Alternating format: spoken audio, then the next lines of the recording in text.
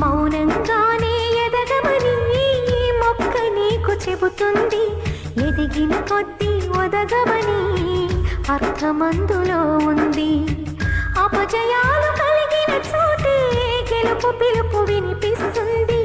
ఆకులన్నీ రాలిన చోటే కొత్త చిగురు కనిపిస్తుంది.